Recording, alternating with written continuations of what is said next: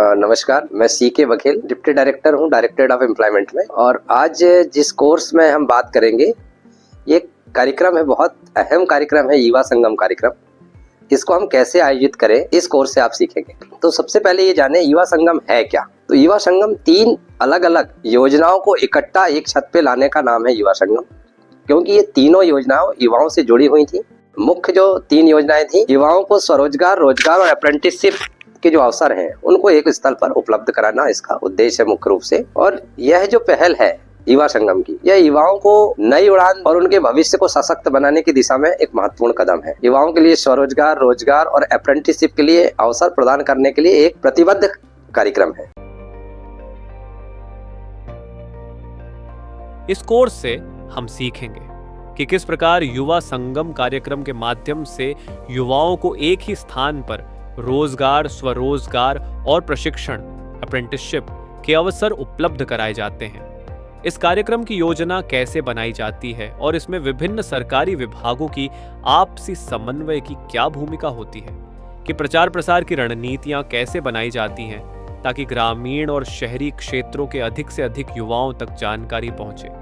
कार्यक्रम के उपरांत रिपोर्टिंग, डाटा संग्रहण तथा सफलता की कहानियों को किस प्रकार दस्तावेज के रूप में संकलित किया जाता है, और यह भी कि यह कार्यक्रम प्रत्येक जिले में नियमित रूप से कैसे आयोजित किया जाता है और अन्य सरकारी योजनाओं से इसे किस प्रकार जोड़ा जा सकता है। अनुक्रमणिका मॉड्यूल 1, युवा संगम के घटक। हम इस कोर्स में ये देखेंगे कि युवा संगम किन किन 3 योजनाओं, रोजगार, स्वरोजगार और अप्रेंटिसशिप को एक साथ लाता है। मॉड्यूल 2, युवा संगम आयोजन प्रक्रिया। हम इस कोर्स में ये देखेंगे कि युवा संगम का आयोजन कैसे किया जाता है और इसके लिए क्या क्या तैयारियां जरूरी हैं। तो अब हम देखें युवा संगम के मुख्य जो 3 कंपोनेंट है, वो है रोजगार मेला, अप्रेंटिसशिप और स्वरोजगार। ऐसे आवेदक जो रोजगार की तलाश में हैं, जिनके पास कोई कौशल नहीं है, तो उनके लिए हम रोजगार मेले जिला रोजगार कार्यालय के माध्यम से अब तक लगते रहे हैं। जैसा कि आप जानते हैं, ITI अप्रेंटिसशिप के लिए काम कर रहा था, और MSME डिपार्टमेंट जो रोजगार प्राप्त नहीं करना चाहते, अपना खुद का रोजगार करना चाहते हैं, ऐसे स्वरोजगार के विषय में वो काम कर रहे थे। इसका परिणाम यह था कि 3 अलग अलग कार्यक्रम 3 अलग अलग दिनों में 3 अलग अलग जगहों पर थे। इन्हें एक ही छत के नीचे एक साथ आयोजित करने का नाम है युवा संगम। अभी तक ये तीनों डिपार्टमेंट अपने अपने काम कर रहे थे। अब चूंकि ये एक साथ एक छत के नीचे आ रहे हैं, तो स्वाभाविक है कि हमें ये जानना जरूरी है कि इस कार्यक्रम को हम बेहतर तरीके से कैसे कर सकते हैं। और इस कोर्स से आप ये जानकारी प्राप्त कर सकते हैं, चाहे वो रोजगार के लोग हों, स्वरोजगार से जुड़े लोग हों या अप्रेंटिस के अवसर प्रदान करने वाले लोग हों। इस कोर्स के माध्यम से उनको कैसे एक साथ आयोजित करना है, इसकी जानकारी प्राप्त हो सकेगी। इस मॉड्यूल में हम अब समझ चुके हैं कि युवा संगम 3 योजनाओं, रोजगार, स्वरोजगार और अप्रेंटिसशिप को एक ही छत के नीचे लाकर ज्यादा असरदार और संगठित बनाया गया है। अब अगला मॉड्यूल देखते हैं। तो अब जब आपको पता है कि ये 3 कार्यक्रम अलग अलग आयोजित हो रहे थे और अब एक साथ आयोजित होंगे, तो इसके लिए हमारी जो कार्य है, हमारा जो कार्य का निर्धारण है, वो थोड़ा हमें अलग तरह से करना पड़ेगा। तो इसके लिए हमें क्या करना पड़ेगा? सबसे पहले हमको तीनों संस्थाओं को, ITI रोजगार कार्यालय और स्वरोजगार वाले जिला उद्योग केंद्र एवं बैंक, इन लोगों को मिलके यह निर्धारित करना पड़ेगा कि हमें ये युवा संगम किस स्थान पर करना है। इसके लिए कोशिश ये की जानी चाहिए कि यह कार्यक्रम किसी सरकारी भवन या सरकारी जो ग्राउंड्स है उसमें अगर करेंगे तो हमें कुछ अलग करने की जरूरत नहीं पड़ेगी। वहाँ पहले से ही टॉयलेट और इस तरह की व्यवस्थाएं उपलब्ध रहती हैं। तो इस तरह से हमको जगह का निर्धारण करना बहुत जरूरी है। जगह का निर्धारण होने के बाद यह जरूरी है कि हम विभिन्न कंपनियों से संपर्क करें और यह जानकारी प्राप्त करें कि वो अप्रेंटिसशिप और रोजगार से संबंधित रिक्त स्थान उनके पास हैं, और इस रिक्त स्थान की अधिसूचना के लिए एक निर्धारित प्रपत्र X6 जो है उसको हम उनको तक भेजें। उनसे दूरभाष पर चर्चा करें कि वो इस X6 फॉर्म को भर के भेजें। इस अधिसूचना में, जैसा कि इस X6 फॉर्म में है, आप देखें, इसमें पद का नाम है, शैक्षणिक योग्यता है, वेतन इत्यादि की जानकारी उसमें होती है। और वह इसलिए आवश्यक है ताकि हमें बाद में किसी तरह के विवाद की स्थिति ना हो। आवेदक ये ना कहें कि हमें इस पद के लिए बुलाया गया था और मेरी योग्यता के हिसाब से ये पद नहीं है या इसका वेतन नहीं है, तो वो पहले से हमारे पास इंफॉर्मेशन होनी चाहिए। इसी तरह से स्वरोजगार के लिए जो इच्छुक आवेदक है, उनका अगर पहले से उन्होंने अप्लाई कर रखा है तो उनका भी एक प्रोसेसिंग करने में क्या स्थिति है, क्या है, ये सारी जानकारी हमें जिला उद्योग केंद्र के माध्यम से उपलब्ध होनी चाहिए। अब जो हमारे पास पदों की अधिसूचना प्राप्त हो गई है, उनको हमें समाचार पत्रों में एक विज्ञप्ति जारी करके और उसकी सूचना प्रकाशित करानी चाहिए, ताकि युवा संगम कार्यक्रम का प्रचार प्रसार अधिक से अधिक हो और आवेदकों को उसकी जानकारी हो। इसके लिए आवश्यक है कि हम ग्रामीण क्षेत्र के आवेदकों के लिए जनपद पंचायतों को सूचना भिजवा दें कि वो ग्राम पंचायतों में मुनादी करा दें, अपने नोटिस बोर्ड पे लगा दें। इसी तरह नगरीय निकायों को भी सूचना प्रेषित करें, ताकि नगर पालिका है या नगर निगम क्षेत्र है, वो अपने लोकल नोटिस बोर्ड पे और जो उनका माध्यम होता है उस माध्यम से वो प्रचार प्रसार करा दें। साथ ही शैक्षणिक जो संस्थाएं हैं, ITI है या पॉलिटेक्निक है या महाविद्यालय है, उनमें भी अगर हम ये सूचना भेजते हैं तो वहाँ पर भी जो बच्चे पोस्ट ग्रेजुएशन के लेवल पर हैं या आखिरी साल में पढ़ाई कर रहे हैं, वो भी इन कार्यक्रम में शामिल हो सकते हैं। इससे ये होगा कि हमारे युवा संगम में अधिक से अधिक आवेदक उपलब्ध हो सकेंगे। नियोजक जो केवल आसपास के हों ऐसा जरूरी नहीं है। अगर राज्य से बाहर के भी कई नियोजक ऐसे होते हैं जो अपने प्रदेश में आके और यहाँ से आवेदकों को अवसर उपलब्ध कराते हैं, तो ऐसे आवेदकों के लिए भी हमें उनसे संपर्क करना चाहिए। और इसके लिए NCS पोर्टल है, उसमें कुछ नियोजकों के रजिस्ट्रेशन है, उनको भी हम प्राप्त कर सकते हैं, या अलग जो प्रदेश के हमारे संपर्क स्थापित करें रोजगार संस्थाओं से या कई प्लेसमेंट एजेंसीज हैं, उनसे भी हम जानकारी ले सकते हैं अलग अलग नियोजकों की और उनको सूचित कर सकते हैं इस विषय पे। आवेदकों को स्वरोजगार से संबंधित इंफॉर्मेशन भी मिलेगी, इस बात के लिए भी हमें प्रचार में स्थान दिया जाना चाहिए। अब जब हमारे पास रिक्तियां प्राप्त हो जाती हैं तो उसके लिए आवश्यक है कि हम उनको एक बड़ा सा बोर्ड डिस्प्ले बना लें, उसमें सभी रिक्तियों के संबंध में जानकारी हम उपलब्ध कराएं। युवा संगम कार्यक्रम को यथासंभव हम किसी स्कूल, कॉलेज, ITI, पॉलिटेक्निक प्रांगण में कर सकते हैं। इससे बड़ी सुविधा ये होगी कि वहाँ पीने के पानी और शौचालय इत्यादि की व्यवस्था आसानी से हो सकती है। और अगर किन्हीं संस्थाओं में ये उपलब्ध नहीं है तो इसके लिए जरूरी है कि हम जो स्थानीय निकाय हैं, जैसे नगर निगम है, नगर पालिका है, उनसे इस तरह की व्यवस्था के लिए कलेक्टर महोदय के माध्यम से सूचित करवाएं, ताकि वहां पानी और जो चलित शौचालय इत्यादि की व्यवस्था वो कर सके। इसी तरह से हमें पुलिस प्रशासन को भी सूचित करना चाहिए, क्योंकि उस दिन भीड़ भाड़ होती है, उनके नियंत्रण के लिए। और स्वास्थ्य विभाग से भी हम ये जरूर वहां से प्राथमिक किट है या कुछ नर्सिंग स्टाफ है या डॉक्टर की ड्यूटी लगवा सकते हैं, ताकि कोई आकस्मिक स्थिति निर्मित होती है तो हम उससे किसी अप्रिय स्थिति से बच सकें। तो ये व्यवस्थाएं वहाँ हमें कराना चाहिए। अब हम आते हैं जिस दिन हमारा युवा संगम है, तो उस दिन के कार्यक्रम के लिए हमको सबसे पहले एक पंजीयन काउंटर रखना बहुत जरूरी है, जिस काउंटर पे वो एक से अधिक भी हो सकते हैं आवेदकों की उपस्थिति के हिसाब से। आवेदक जब आते हैं तो पहले उनको पंजीयन काउंटर पे आपको पंजीकृत करना चाहिए। उनका नाम है, मोबाइल नंबर है, रोजगार का पंजीयन है, इस तरह की इन्फॉर्मेशन उनकी वहाँ भी प्रारंभिक रूप से दर्ज की जानी चाहिए, ताकि आपको पता लगे कि हमारे इस युवा संगम में कितने लोग उपस्थित हुए हैं। वहीं पर उनको प्रारंभिक रूप से आप गाइड कर सकते हैं कि किस तरह की कंपनियां हैं, स्वरोजगार के अवसर के लिए कौन सा काउंटर है, ये सारी चीजें इन्फॉर्मेशन पंजीयन काउंटर से या एक अलग मार्गदर्शक कक्ष बना के वहाँ से भी दे सकते हैं। इसके अलावा जो रिक्तियों की संख्या है, रिक्तियों के किन नियोजकों ने रिक्तियां आपको दी हैं, उन कंपनियों का नाम, उनका काउंटर नंबर, उनके क्या पद उन्होंने सूचित किए हैं, उनका क्वालिफिकेशन क्या है, उसमें वो वेतन क्या देने वाले हैं, ये एक इन्फॉर्मेशन बड़े से बोर्ड पर, फ्लैक्स पर लगा के प्रदर्शित कर दे मेले के बीचों बीच में एक दो जगह, ताकि आवेदकों को पता चल सके कि कौन सी कंपनी में क्या योग्यता है और उसका काउंटर क्रमांक क्या है, ताकि उनको भटकना ना पड़े, वो सीधे उस काउंटर पे, उस नियोजक के काउंटर पे पहुंच सके। नियोजकों से यह अपेक्षा की जानी चाहिए कि वो दो अलग अलग तरह से सूची संधारित करें। एक वैसी सूची जिनको उन्होंने ऑफर लेटर दिया है, उस ऑफर लेटर में के आधार पर एक लिस्ट तैयार हो जाए जिनमें आवेदक का नाम, उनका मोबाइल नंबर और किस पद के लिए उन्होंने चयन किया है, ये प्रारंभिक इन्फॉर्मेशन उनकी रहनी चाहिए। और दूसरी सूची उनसे ये प्राप्त की जानी चाहिए कि वो प्राथमिक चयन किन आवेदकों का किया है, जिनको उन्होंने अभी ऑफर लेटर नहीं दिया, वो एक बार और उनको इंटरव्यू में बुलाना चाहते हैं। अगर ऐसा कोई नियोजक है तो उनसे एक अलग सूची प्राप्त कर ले कि वो कितने आवेदकों को प्रारंभिक चयन कर रहे हैं, और हो सके तो उनसे ये भी जान ले कि वो अगला परीक्षा के लिए या इंटरव्यू के लिए उनको कब बुलाने वाले हैं। इसके अलावा नियोजकों के जो प्रतिनिधि हैं उनसे ये संपर्क में रहें कि आगे से इंटरव्यू और उसके परिणाम से सूचित करने के लिए किनसे कांटेक्ट करने हैं, हमको उनके नंबर्स होने चाहिए हमारे पास, ताकि जब प्रारंभिक चयन के बाद वो अंतिम रूप से ऑफर लेटर दे रहे हैं किसी आवेदक को, उसकी सूची हम उनसे प्राप्त कर सकें। अगले युवा संगम कार्यक्रम में भी हम इसका उपयोग इस तरह से कर सकते हैं कि हमने पहले जो किया, प्लेसमेंट किया था कंपनियों ने, उसके लिए उन्होंने क्या प्रयास किए हैं, उनका उन्होंने किस तरह से उपयोग किया है। इस युवा संगम में स्वरोजगार का भी एक काउंटर है, तो आवेदकों को इस बात के लिए प्रेरित करना चाहिए कि वो उस काउंटर पे भी जरूर जाएं और समझें कि सरकार किस तरह की स्वरोजगार की योजनाएं हैं या उद्योग को लगाने के लिए, व्यवसाय को लगाने के लिए किस किस तरह की सुविधाएं उनको उपलब्ध है, क्या सब्सिडी उपलब्ध है, उसका क्या प्रक्रिया है, फॉर्म कैसे भर सकते हैं उसका। इस तरह से आवेदकों को ये प्रेरित करना चाहिए हमें कि वो उस काउंटर पे जाके और ये सारी चीजें देखें, समझें। उससे ये होगा कि बहुत से ऐसे आवेदक जो स्वरोजगार के विषय में सोचते ही नहीं कभी, पर एक उनको एटमॉस्फेयर मिलता है तो वहां जाके वो थोड़ा सा सोचते हैं, कुछ बात करते हैं तो उनको आगे एक प्रेरणा मिलती है। तो स्वरोजगार के काउंटर पे भी लोगों को भेजना बहुत आवश्यक है। इसके लिए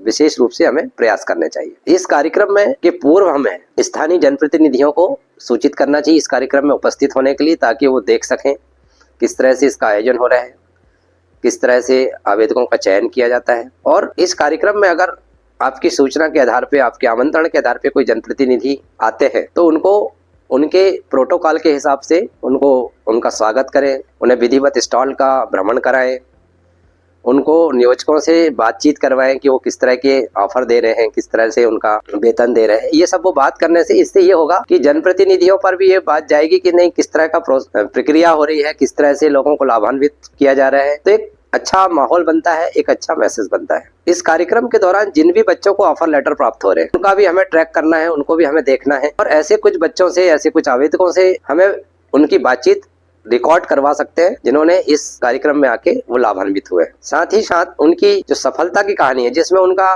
बायोडाटा हो, वो क्या करते थे, अब से पहले क्या कर रहे थे, किस तरह से इसकी सूचना मिली, इस तरह से उनसे एक सफलता की कहानी के तौर पे भी हम ले सकते हैं, ताकि हम उसको सहेज के रख सकें, समाचार पत्रों में उसको प्रकाशित करा सकें, ताकि वो और भी आवेदकों के लिए और भी लोगों के लिए जानकारी का एक स्रोत बन सके। अब हम कार्यक्रम समाप्ति पर हमें क्या करना है, एक प्रपत्र पे हम नियोजकों से ये जरूर से जानकारी इकट्ठा कर लें कि उन्होंने किन आवेदकों को ऑफर लेटर दिए हैं, उनके नाम, उनके मोबाइल नंबर, किस पद पे उन्होंने चयन किया है, क्या वेतन उनको देय होगा, ये एक सूची में उनसे प्राप्त कर लें। इसी तरह से जो प्रारंभिक चयन जिनका किया है उनकी एक अलग सूची हमको प्राप्त कर लेना चाहिए। युवा संगम के समाप्ति पर एक समाचार विज्ञप्ति प्रकाशन के लिए भेजा जाना चाहिए, जिसमें उल्लेख हो कि उस कार्यक्रम में कितने लोग आए, उन्होंने कितने लोगों को ऑफर लेटर हुआ, कितने लोगों ने अप्रेंटिसशिप के लिए चयनित किया गया, स्वरोजगार के अगर ऋण वितरित हुए हैं तो उसकी जानकारी हो और कितने लोगों को स्वरोजगार से संबंधित जानकारी का समावेश किया, उनको उपलब्ध कराई गई है। ये सारी चीजों की जानकारी हमें एक विज्ञप्ति के माध्यम से प्रेषित किया जाना चाहिए। इस पूरे कार्यक्रम में हमें ध्यान रखना चाहिए कि हम जो भी सामग्री, बैनर, पोस्टर, पंपलेट्स इत्यादि का प्रकाशन करा रहे हैं उसमें युवा संगम का ही उल्लेख हो। इससे होगा कि युवा संगम एक ब्रांड की तरह लोगों को पता चलेगा कि हाँ, इसमें क्या क्या होता है, रोजगार होता है, स्वरोजगार होता है, अप्रेंटिसशिप का। तो युवा संगम को हमको उसी रूप में आगे लेके जाना चाहिए। जैसा मैंने अभी आपको जानकारी दी कि युवा संगम की समाप्ति पर हमें नियोजकों से जानकारी इकट्ठा करनी है, प्राप्त करनी है और इस जानकारी को आगे भी रिपोर्ट करना है संचालनालय के स्तर पर, ताकि वहां से जानकारी इकट्ठी करके जहां भी उसको सूचित करना है वो सूचित किया जाए। इसके अलावा आपको कार्यालय स्तर पर भी इन सूचियों का कंप्यूटराइजेशन करना चाहिए, संधारण करना चाहिए, ताकि हम आगे भी उसका उपयोग कर सकें। जब भी जरूरत हो हम उसको लोगों को उपलब्ध करा सकें और हमारे पास एक रिकॉर्ड रहे आगे आने वाले दिनों के लिए भी कि हमने इस युवा संगम में कितने लोगों को जॉब ऑफर दिलाए हैं और उनकी सूची है, कितने लोगों को स्वरोजगार उपलब्ध कराया गया है और कितने लोग उस काउंटर तक पहुंचे हैं। ये जानकारी भी हमारे पास संधारित होनी चाहिए, ताकि हम आगे ये फॉलो अप कर सकें, ये पता कर सकें कि जो लोग स्वरोजगार के लिए काउंटर तक पहुंचे हैं, क्या उनमें से कोई लोग स्वरोजगार करने के लिए इच्छुक हैं, उनको हम और क्या जानकारी दे सकते हैं, उनको और क्या इन्फॉर्मेशन उपलब्ध करा सकते हैं। इस तरह से हम उस डाटा का उपयोग कर सकते हैं। समाचार पत्रों से जो विज्ञप्ति हमने भेजी थी उसका भी जब अगले दिन वो समाचार प्रकाशित होते हैं तो उनको भी व्यवस्थित तरीके से हमको रखते जाना चाहिए। फोटोग्राफ्स का संधारण हमको प्रॉपर करते जाना चाहिए, ताकि हम उसका उपयोग समय समय पर कर सकें। इस आयोजन में एक सबसे महत्वपूर्ण बात यह भी है कि कोई ऐसी खबर ना हो जो युवा संगम की नेगेटिव इमेज को प्रस्तुत करती है। तो ये तो पहले से हमें को प्रयास ये करना है कि हम ज्यादा अच्छे से अच्छा करें कि कोई नकारात्मक बात ना आए। और इस सबके होते हुए भी अगर गलत तरीके से भी कई बार समाचार पत्रों में प्रकाशन होते हैं जो हमें ऐसा लगता है कि ऐसा नहीं हुआ है और ये प्रकाशन हुआ है, तो इसके लिए हमको एक खंडन जरूर से समाचार पत्र के बाद स्थानीय जो जनसंपर्क अधिकारी उनके माध्यम से विज्ञप्ति जानी चाहिए, ताकि वस्तु स्थिति लोगों तक पहुंच सके। जैसा कि हमने शुरुआत में बताया था कि युवा संगम कार्यक्रम प्रत्येक महीने के एक निर्धारित दिवस को ही होना है, तो यह सुनिश्चित किया जाना चाहिए कि हर महीने का जो निर्धारित दिवस है उसी दिवस को युवा संगम कार्यक्रम आयोजित हो। उससे ज्यादा लोग इससे जुड़ेंगे। अगर किन्हीं कारणों से उस निर्धारित दिवस पर युवा संगम नहीं हो रहा है तो उसको हमको पूर्व सूचना प्रकाशित कराया जाना चाहिए। गाँव के लेवल तक जनपद पंचायतों के माध्यम से जानकारी जानी चाहिए कि जो निर्धारित दिवस है उसको युवा संगम आयोजित नहीं हो रहा है। इसके अलावा युवा संगम जैसा इसके नाम से ही है, हमें इस बात के लिए प्रयास करना चाहिए कि हम और किन किन चीजों पर, किन किन क्षेत्र के या किन किन विभागों की और भी चीजों को हम इसमें शामिल कर सकते हैं। जैसे स्वास्थ्य विभाग का एक कार्यक्रम है, युवाओं के लिए मानसिक स्वास्थ्य संबंधित टेली कॉल का एक सिस्टम है उनके यहाँ, हम एक स्टॉल उनके लिए भी उपलब्ध करा सकते हैं ताकि वहां से युवाओं को उस व्यवस्था के विषय में जानकारी प्राप्त हो सके। इसी तरह जो समाज कल्याण विभाग है उसका नशा मुक्ति अभियान कार्यक्रम चलता है, उनके लिए भी हम एक काउंटर अगर उपलब्ध करा देते हैं तो वहां से युवाओं को नशा मुक्ति की तरह जो प्रयास है उसके विषय में भी जानकारी प्राप्त हो सकती है। ऐसे और भी जो भी कार्यक्रम जिले में संचालित है, वो चाहे युवाओं के लिए है या केवल युवतियों के लिए है, ऐसे कार्यक्रमों की जानकारी भी हम इकट्ठा कर सकते हैं और इस युवा संगम कार्यक्रम में उनको एक काउंटर उपलब्ध करा के वहां से उसका प्रचार प्रसार करेंगे। उससे ये होगा युवाओं को उनसे जुड़ी हुई जो भी जानकारी है वो सब इस युवा संगम के माध्यम से प्राप्त हो सकती है।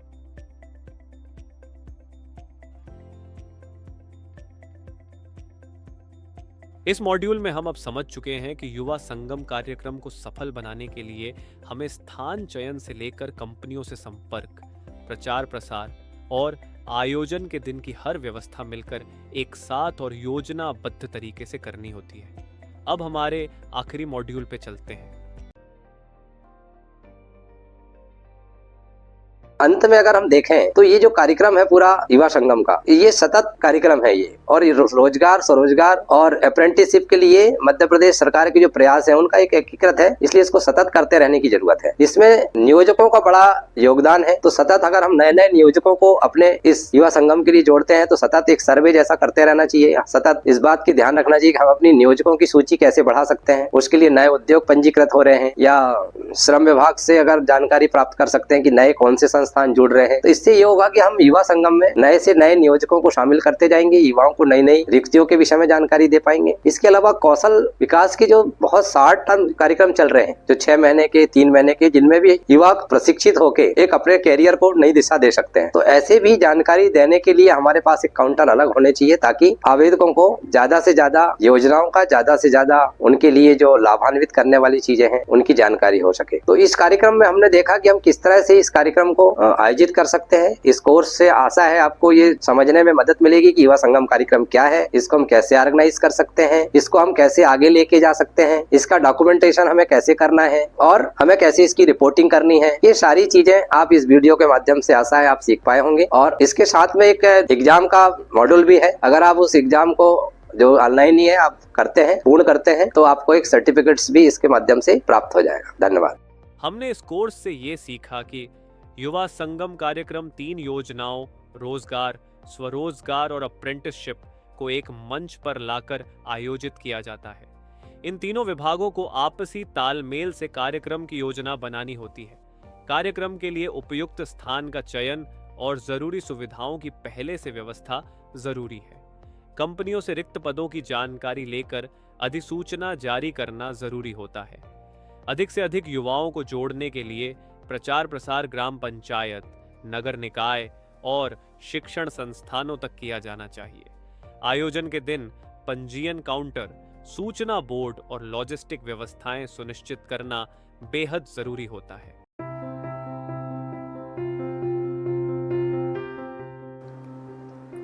नाटकीय खेल कल्पनाशील कॉर्नर बच्चों की भाषा विकास को बढ़ावा देता है और नए विचारों को समझाने के लिए उपयोग किया जाता है। ये बच्चों को समस्या समाधान सिखाता है, भावनात्मक तनाव को कम करता है और उन्हें आत्मविश्वास देता है। ये बच्चों को नई परिस्थितियों या घटनाओं का अभ्यास करने का मौका देता है। बच्चे अपने विचारों को व्यक्त कर सकते हैं, रचनात्मक हो सकते हैं, अपनी कल्पना को विकसित कर सकते हैं और खेलते समय नए उपकरणों का इस्तेमाल कर सकते हैं। ये बच्चों के बीच सहयोग और संचार को बढ़ाने, भाषा, कला, गणित, पढ़ाई, लेखन, सामाजिक कौशल, छोटी और बड़ी मोटर कौशल को विकसित करने का एक बेहतरीन तरीका है। नाटकीय खेल व्यक्तिगत विकास में मदद करता है और रचनात्मक आलोचना को समझने की क्षमता सिखाता है। ये बच्चों को विभिन्न बातचीत में भाग लेने, मिलकर काम करने और योजनाएं बनाने का अवसर देता है। आइए अब मिलकर बात करते हैं कि नाटकीय खेल कॉर्नर सेटअप करने के लिए सुझाई गई सामग्री क्या हो सकती है, किस सामग्री का हम प्रयोग कर सकते हैं नाटकीय खेल कॉर्नर के लिए। कल्पना करने वाला घर घर खेल वाले सामान जैसे खाने के पदार्थ,